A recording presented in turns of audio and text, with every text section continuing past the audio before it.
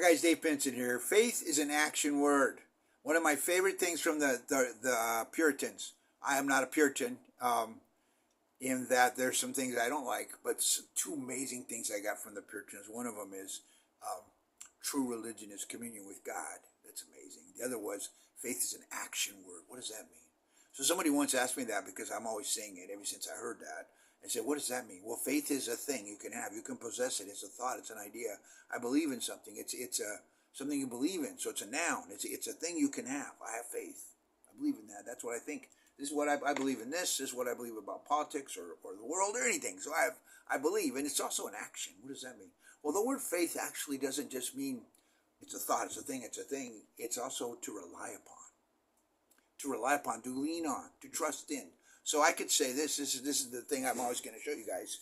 I could say that I have faith in this chair. You see this chair? It's a nice chair. I just bought it. Metal. I believe that chair could hold me up. That's the thought. Now here's the action. See? So I actually followed through with what I thought. I did something. You know, the book of James says, faith without works is dead. Dead faith is no faith. Well, you're not saved if there's not something happening. So faith is an action word. We're called to action, right? This morning, or yesterday sometime, I was reading this about Finney. And Finney was talking about an action is something that happens of your will, you know? He says, saying that you believe something, you desire to do something really good, but then you never do it. He says that is what Finney called practical atheism. Oh, I believe in God, but you don't ever do anything. So what does that mean? You're worse than an atheist because you believe all this stuff, but you don't live it out. And hey, let me tell you one thing: an action. What's the action of faith? Well, it's not sitting in a pew. Huh? It's not sitting in a pew. So here's the thing: it says, "Grow in the grace and knowledge of the Lord." Right? People say that we're in church. We're growing in the grace and knowledge of the Lord, right?